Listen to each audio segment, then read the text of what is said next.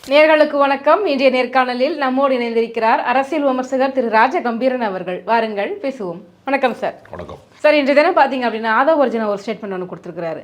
திமுக தான் அதிமுகவாக மாறிக்கொண்டிருக்கிறது. அதிமுகவில் இருக்கிற நிறைய பேர் திமுகவை நோக்கி வந்துகிட்டே இருக்கிறாங்க.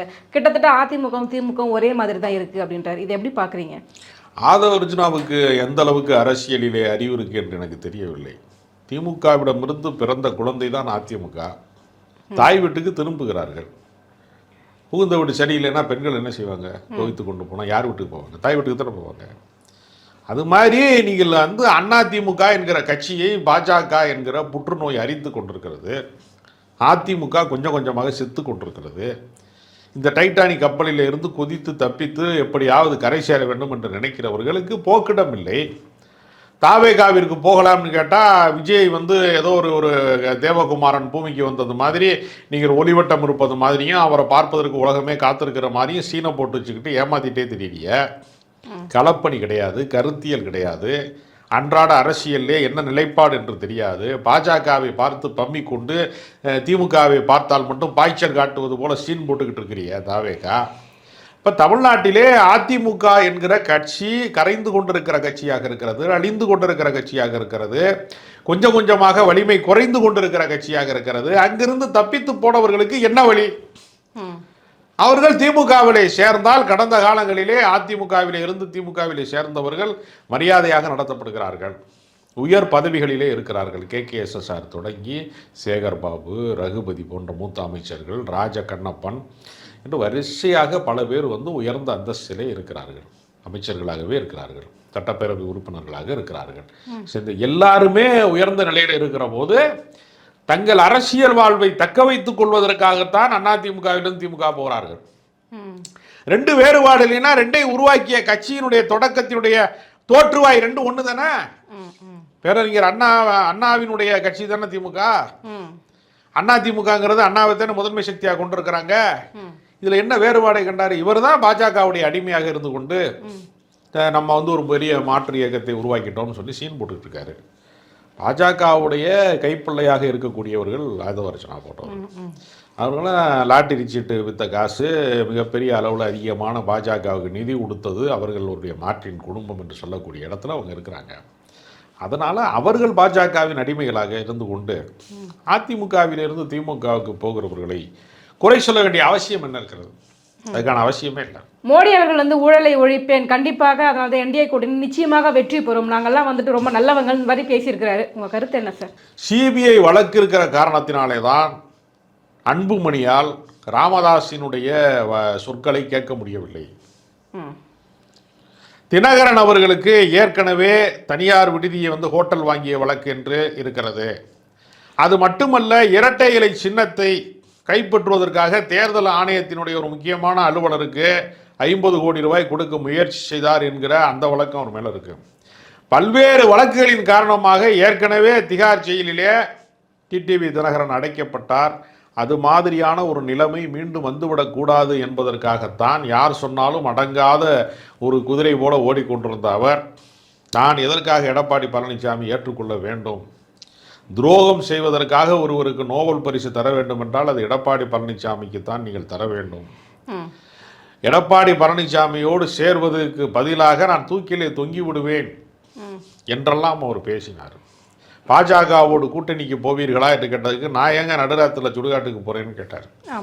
எவ்வளவோ கடுமையான விமர்சனங்களை செய்தவர், இன்றைக்கு யார் சொன்னாலும் கேட்க மறுத்தவர், எடப்பாடி பழனிசாமியின் தலைமையை ஏற்றுக்கொள்ள மாட்டோம் என்பதற்காக 8 ஆண்டு காலம் அம்மா மக்கள் முன்னேற்ற கழகத்தை உருவாக்கினேன் என்று சொன்னவர், இன்றைக்கு எடப்பாடி முதலமைச்சராக வேண்டும் என்று சொல்லுகிறார் என்றால், திகார் ஜெயிலுக்கு போகிறாயா, NDA கூட்டணி ஆதரிக்கிறாயா, 2 ஆப்ஷன் தான் உனக்கு என்று கேட்டபோது, ஐயா மறுபடியும் திகார் ஜெயிலுக்கு போக முடியாது, NDA கூட்டணி ஆதரிக்கிறேன் என்று தான் TTV தினகரன் சொல்கிறார்.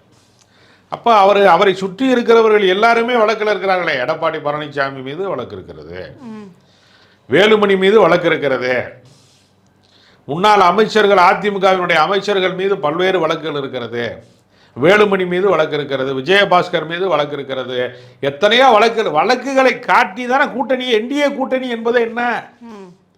சிபிஐ வழக்கு, அமலாக்கத்துறை வழக்கு, வருமான வரித்துறையினுடைய வழக்கு, இத்தனைக்கும் நீ வந்து அடிபணி ஏறுவதற்கு தயாராக இருக்கிறாயா இல்லை ஜெயிலுக்கு போறாயான்னு கேட்டனால தான் இந்திய கூட்டணி ஊழல் குற்றவாளிகளை பூரா உடன் வைத்து கொண்டு ஊழலை ஒழிப்பேன் என்று சொல்வது கிடையா. இது ரொம்ப ரொம்ப வேடிக்கையானது, வினோதமானது. அதாவது தமிழகத்தில் வந்துட்டு பெண்களுக்கு பாதுகாப்பே கிடையாது, போதை வஸ்துக்கள் வந்து ரொம்ப அதிகமாக இருக்குது, போதை கலாச்சாரங்கள், இளைஞர்கள் போதைகளுக்கு அடிமையாகி இருக்கிறாங்க தமிழ்நாட்டில். கண்டிப்பாக என்டிஏ கூட்டணி ஆட்சிக்கு வந்துச்சு அப்படின்னா இதெல்லாம் முற்றிலும் நீக்கப்படும் சொல்லியிருக்கிறாரு. போதை கலாச்சாரத்தை உருவாக்கியதே என்டிஏ கூட்டணி தான். அதாவது துறைமுகத்தை தனியாருக்கு தாரை வார்ப்பது என்கிற முடிவை எடுத்த போது குஜராத்திலே இருக்கக்கூடிய முந்த்ரா துறைமுகம் என்று சொல்லக்கூடிய துறைமுகத்தை அதானிக்கு கையளிக்கப்பட்டது. அங்குதான் 3000 கிலோ போதைப் பொருட்கள் பிடிபட்டது, ஹெராயின் போன்ற போதைப் பொருட்கள் பிடிபட்டது. அந்த வழக்கை அப்படியே முடக்கி விட்டார்கள், அமுக்கி விட்டார்கள். அது அதற்கு அடுத்து அந்த வழக்கு பிடிபட்டது வரைக்கும் செய்தி வந்தது. அதற்கு பின்பு எந்த வழக்கு விசாரணையும் கிடையாது. அப்ப கடற்கரை வழியாக, துறைமுகத்தின் வழியாக போதைப் பொருட்களை நாடு முழுக்க பரப்பியது யார் அப்படின்னு பார்த்தீங்கன்னா அதானி குழுமத்திற்கு அதில் பெரிய பங்கு இருக்கிறது. அதை அனுமதித்ததன் வழியாக, அந்த துறைமுகத்தை தனியாருக்கு தந்ததன் வழியாக, அதை அனுமதித்தனால அரசு கண்காணிக்க தவறிவிட்டது. குஜராத்திலே மிக மோசமாக இருக்கிறது நிலைமை, போதைப்பொருள் நிலைமை. பாஜக ஆளுகிற மாநிலங்களோடு ஒப்பிட்டு பார்க்கிற போது தமிழ்நாடு போதைப்பொருள் புழக்கத்தில் அவர்களை விட குறைந்த இடத்துல தான் இருக்கிறது. முற்றிலுமாக போதைப் பொருட்கள் வந்து ஒழிக்கப்பட வேண்டும் என்பதில் நமக்கு மாற்றுக்கிறது கிடையாது. ஆனால் அதை இந்தியா முழுமைக்குமாக சப்ளை செய்யக்கூடிய கோஷ்டியோட உங்களுக்கு தான் தொடர்பு இருக்கிறது. இது நம்ம சொன்ன செய்தி அல்ல, பல பத்திரிகைகள் ஏற்கனவே செய்தியாக வந்திருக்கிறது. அதனால இதற்கு பொறுப்பேற்று கொண்டு போதையை வந்து தடுக்க வேண்டிய, ஏன்னா இது உள்ளூரில் உற்பத்தி ஆகிற போதை அல்ல, வெளிநாட்டிலே இருந்து வரக்கூடிய போதைப் பொருட்கள் வருகிறது. அதற்கு அரசு, மத்திய அரசாங்கம் தான் பொறுப்பேற்கணும். விமானத்தின் வழியாக வருதா, கப்பல் வழியாக வருதாங்கிறத கண்காணிக்க வேண்டியது மத்திய அரசாங்கத்தினுடைய பொறுப்பு தான். நீ வந்து அதாவது என்ன செய்வாங்கன்னா, மாட்டு இறைச்சியை வந்து ஏற்றுமதி செய்வது, கோடிக்கணக்கான டன் ஏற்றுமதி செய்கிறத இந்த அரசாங்கம் வந்து சிறப்பாக செய்யும். செஞ்சுட்டு 1/4 கிலோ 1/2 கிலோ வாங்கி திங்கிறவனை அடித்து கொள்றாங்கல்ல, மாட்டுக்கறி வைத்திருந்ததை சந்தேகத்தின் பேரில் அடித்து கொன்றோங்கிறாங்கல்ல. நீ எவனாவது மாட்டு இறைச்சியை ஏண்டா வந்து ஏற்றுமதி செய்கிற? கோமாதா எங்கள் குலமாதான்னு பாடக்கூடியவங்க, பசு மாதா என்று பேசுகிறவங்க, இவருடைய அரசாங்கத்தில் அதை ஏற்றுமதி செய்யக்கூடாதுல்ல. அப்போ பசு வந்து எப்படி நீ பாட்டு இறைச்சி எப்படி வெளிநாட்டுக்கு ஏற்றுமதி செய்கிற? அதில் வந்து இருக்கக்கூடிய நிறுவனங்கள் எல்லாமே பார்த்தீங்கன்னா உயர் சாதி பிராமணர்கள், தங்களை உயர் சாதின்னு சொல்லக்கூடிய பிராமணர்கள் அதில் எக்ஸ்போர்ட் பண்ணுறாங்க. ஆனால் பேர் என்ன தெரியுமா வச்சுருப்பான்? பிஸ்மில்லா எக்ஸ்போர்ட்ஸ் அப்படின்னு வச்சுருப்பான். ஒரு இஸ்லாமியர் பெயரிலே பொய்யாக பதிவு செய்யப்பட்டிருக்கும் அந்த பதிவுகள்லாம். இதெல்லாம் இல்லைன்னு மறுக்க சொல்லுங்க யாரையாவது. இதை அவர்கள் தொடர்ந்து செய்கிறார்கள். அதனால் போதை கலாச்சாரத்தை வந்து பெருகச் செய்ததில் பெரும் பங்கு என்னென்னா, நீங்கள் லாக்டவுனுக்கு பின்னாடி பல பேருக்கு வேலை வாய்ப்பு இல்லை. ஆண்டுக்கு 2 கோடி பேருக்கு வேலையை தருகிறோம் என்று வாக்குறுதி கொடுத்தாங்க மத்திய அரசாங்கம். அப்புறம் என்னடான்னு கேட்டால், நீங்கள்லாம் வந்து சமோசா வைங்க, பானிபூரி வைங்கன்னு சொன்னாங்களா இல்லையா? அதனால் இந்தியா முழுக்க 45 கோடி இளைஞர்கள் வேலை வாய்ப்பற்றவர்களாக இருக்கிறார்கள். அவர்களிடத்திலே இது புழங்கி கொண்டிருக்கிறது என்று சொன்னால் அதை கட்டுப்படுத்த வேண்டிய பெரும் பொறுப்பு மத்திய அரசுக்கு இருக்கிறது. அதனுடைய டிஸ்ட்ரிபியூஷனாக அதை வந்து பங்கீடுகிற இடத்திலே தான் வந்து பல மாநிலங்கள் இருக்கிறது. அதனால் தீவிரமாக எவ்வளவுதான் கண்காணித்தாலும் இன்னும் போதை பழக்கம் மிச்சம் இருக்கிறது என்று சொன்னால் அது மத்திய அரசாங்கத்தின் தவறு தான். ஸ்டாலின் அவர்கள் வந்துட்டு ஆட்சிக்கு வந்தோடனே சொன்னார், போதை வந்து முற்றிலுமாக ஒழிக்கப்படும், 2.0 போதை ஒழிப்பு அப்படின்னு சொல்லிட்டு, முடிஞ்சால் நான் சர்வாதிகாரியாகவும் மாறுவேன் அப்படின்னு சொன்னார். எந்த அளவுக்கு இது தமிழ்நாட்டில் தமிழக அரசு கட்டுப்படுத்தி இருக்குன்னு மிகப்பெரிய அளவில் கட்டுப்படுத்தி இருக்கிறாங்க. ஏன்னா பல வழக்குகள் பதிவு செஞ்சுருக்கிறாங்க. பெரிய அளவில் வந்து இது புழங்கக்கூடியவர்கள் மீதெல்லாம் குண்டர் சட்டம் வழக்கு பாய்ந்திருக்கிறது. நான் கூட அடிக்கடி வந்து இந்த பகுதியில் எம்எம்டிஏ பகுதியில் வந்து பயணிக்கிற போது குடியிருப்பு பகுதிகளில் போலீஸ் சோதனை எப்பொழுதுமே நடைபெறாது. பெரும்பகுதி பார்த்தீங்கன்னா காவல்துறை சோதனை என்பது ஒரு குறிப்பிடத்தக்க இடங்களில் தான் நடக்கும். குடியிருப்பு பகுதிகளில் 4 தெரு 2 தெரு சந்திக்கிற இடத்துல எல்லாம் காவல்துறை, நான் எதுக்கு போலீஸ் ஓயாமல் நின்றுக்கிட்டே இருக்கு அப்படின்ட்டு ஒரு முறை என்னுடைய வாகனத்தை நிறுத்தி, 2 வீலரை நிறுத்தி செக் பண்ணாங்க. அப்போ நான் போலீஸ்கார்ட்ட கேட்குறேன், எதுக்காக குடியிருப்பு பகுதியில் இந்த மாதிரி செய்கிறீங்க அப்படின்னா, போதைப்பொருள் புழக்கத்தை யாராவது பயன்படுத்தக்கூடியவர்கள் இந்த மாதிரி சாமானியர்களைப் போல பயணிக்கிறாங்க, தீவிரமாக அரசு கண்காணிக்க சொல்லியிருக்கிறது என்று காவல்துறையை சேர்ந்த ஒருவர் எனக்கு சொன்னார்.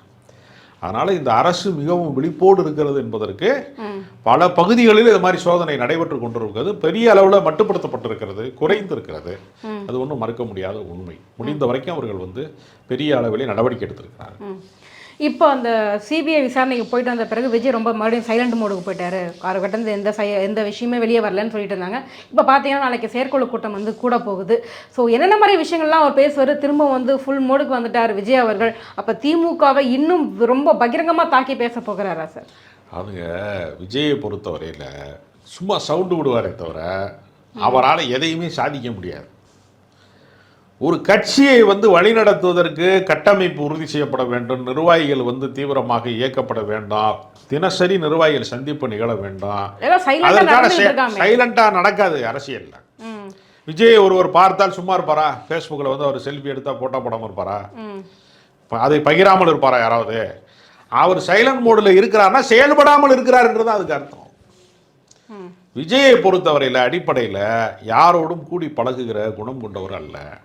சினிமா படப்பிடிப்பிலேயே அவர் தனிமையை நாடக்கூடியவராக இருக்கிறார். சேர்ந்து யாரோடையும் சாப்பிட மாட்டார். கட்சி எதுவும் நடக்கல அப்படின்னா அரசியல் கட்சியை நடத்துகிறவர்கள் இப்போ திருமாவளவன் மாதிரி பல தலைவர்களோட நான் பார்த்தவன், அவர்களோடு பழகிங்கிற முறையில் சொல்கிறேன். அவர்கள் காலையில் எந்திரிச்சு கண் விழித்த நேரத்தில் இருந்து தொண்டர்கள் சந்திப்பை நிகழ்த்தி கொண்டே இருப்பாங்க. இரவு தூங்குற வரைக்கும் ஒவ்வொரு நிகழ்வாக போவாங்க. ஒரு கட்சிக்காரருடைய வீட்டு திருமணத்துக்கு போவாங்க, ஒரு வீட்டுக்கு துக்கம் இருந்துச்சுன்னா போவாங்க, போராட்டத்துக்கு போவாங்க, ஆர்ப்பாட்டத்துக்கு போவாங்க, முக்கியமான நேர்காணலுக்கு போவாங்க. ஏதோ ஒரு வகையில் இயங்கி கொண்டே இருப்பாங்க. நீங்கள் ஏதாவது ஒரு முறையாவது பத்திரிகையாளர்களை சந்தித்திருக்கிறார் விஜய்? சந்தித்தா தனக்கு அரசியல் அறிவில்லை, நாம் ஒரு ஞான சூனியம் என்பது தெரிந்துவிடும் என்கிற அச்சத்தில் பத்திரிகையாளர்களை சந்திக்க மறுக்கிறார். எதற்குமே அவர் தயாராக இல்லை. அதனால் அவர் செயல் ரீதியாகவும் இல்லை, களத்திலும் இல்லை, கருத்திலும் இல்லை. சும்மா ஆன்லைனில் புக்கிங் பண்ணி வச்சுக்கிட்டு என்கிட்ட 40 லட்சம் பேர் இருக்கான், 1 கோடி பேர் இருக்கான், 2 கோடி பேர் இருக்கான்னு சொல்கிறான். களப்பணி செய்வதற்கு ஒருவன் கூட இல்லை.